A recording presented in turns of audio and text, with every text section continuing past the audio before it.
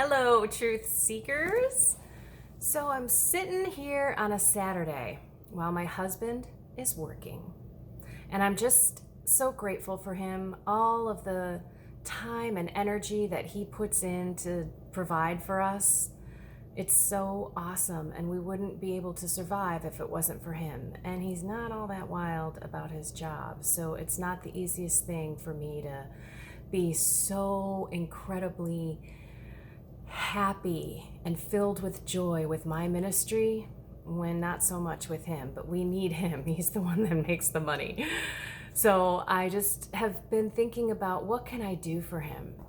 And I felt that as God's call to all of us. Like, you doing stuff for others and sharing your love for them is loving God. Loving him in a way that is the second greatest commandment. Yes, we are supposed to love thy God with all thy mind, body, soul, strength. And I know body isn't necessarily in there, but it's your being, every part of you.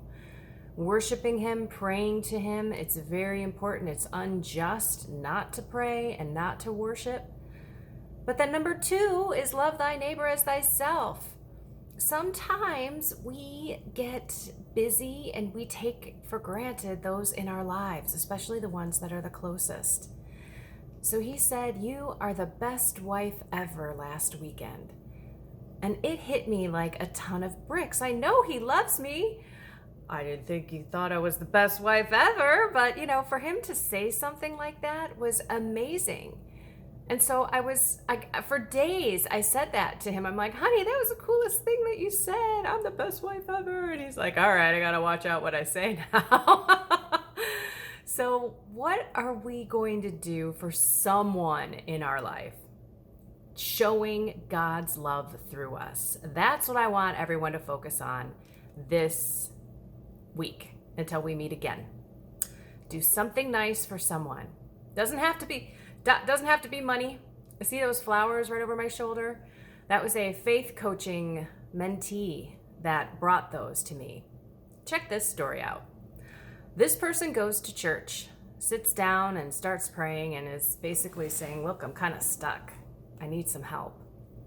And God put in this person's head, reach out to Kendra.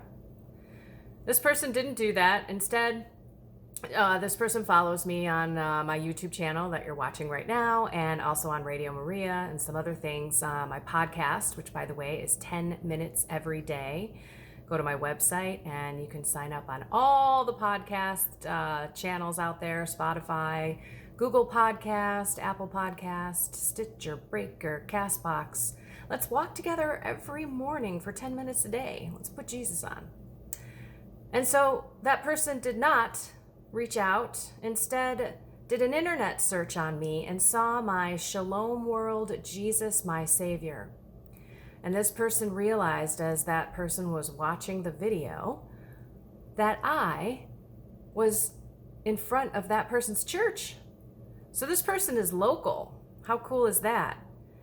But still did not reach out to me. Went back into the church and heard the Lord say again, reach out to Kendra, which is what that person did. And we just started our engagement of faith coaching, which is life coaching and spiritual coaching at the same time.